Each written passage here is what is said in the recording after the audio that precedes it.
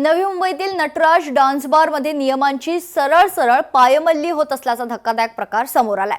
सर्व नियम धाब्यावर बसवून हा डान्स बार सुरू असल्याचं उघड झालं असून यामध्ये डान्स खरं करणाऱ्या मुली अल्पवयीन असल्याचा दाट संशय व्यक्त केला जातोय। या गंभीर प्रकरणामुळे परिसरात मोठी खळबळ माजली आहे। या प्रकरणाची दखल घेत मंत्री नरहरी झिरवळ आणि सामाजिक कार्यकर्ते अंजली दमानिया यांनी तीव्र प्रतिक्रिया व्यक्त केल्या। पाहूया।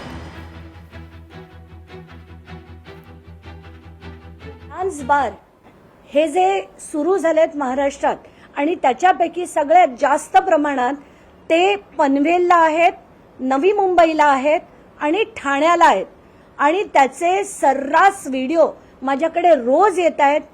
कारण सुप्रीम कोर्टाच्या कायद्याप्रमाणे त्यांनी सांगितलं होतं की त्याचे काही नॉर्म्स आहेत, त्या नॉर्म्सच्या बाहेर जाऊन डान्स बार चालता कामा नये। सगळ्यात जास्त हे शिंदेच्या ठाण्यात आणि गणेश नाईकांच्या नवी मुंबईत आणि पनवेलमध्ये याच्यावर सरकारने स्ट्रॉंग नियंत्रण आणावं अशी माझी सरकारला विनंती आहे।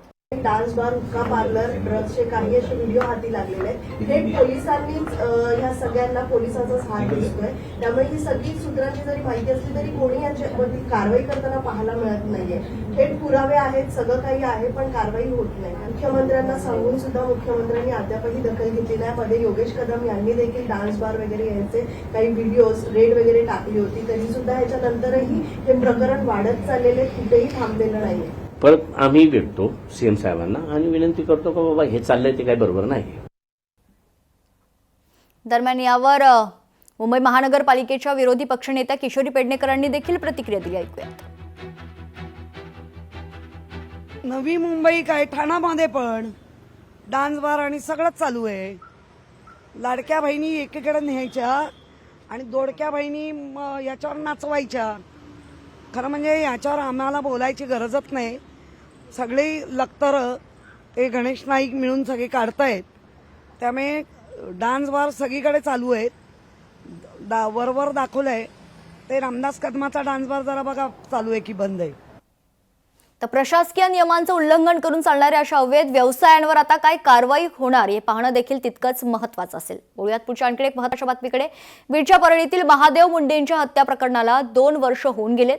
या प्रकरणाचा तपास अंतिम टप्प्यात पोहोचला असून आज मुंबईच्या न्याय वैज्ञानिक प्रयोगशाळेत दोघांची नार्को टेस्ट तर एकाची ब्रेन मॅपिंग चाचणी होणार आहे।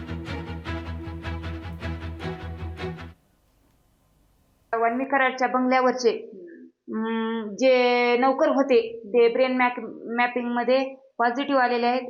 आता त्यांची म्हणजे नार्को आहे, त्यात मुख्य म्हणजे गोट्या किती हा फरार आहे, जशी SIT लागलेली आहे तसं।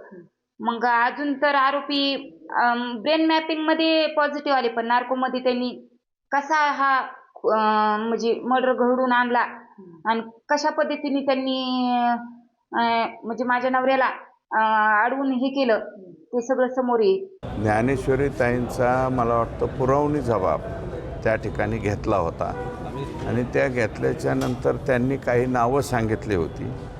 त्यांची ब्रेन मॅपिंग काहीतरी तपासणी जे आहे ते आज झालेले आहे। काय पॉझिटिव्ह आलं, काय निगेटिव्ह आलं हे लगेच त्याच्यामध्ये बोलण्यापेक्षा दोन्ही तपासणी जे आहे पूर्ण होऊन द्याव्यात आणि त्याच्यामध्ये आमचा SIT वरती आणि राज्याच्या गृह खात्यावरती पूर्ण विश्वास आहे।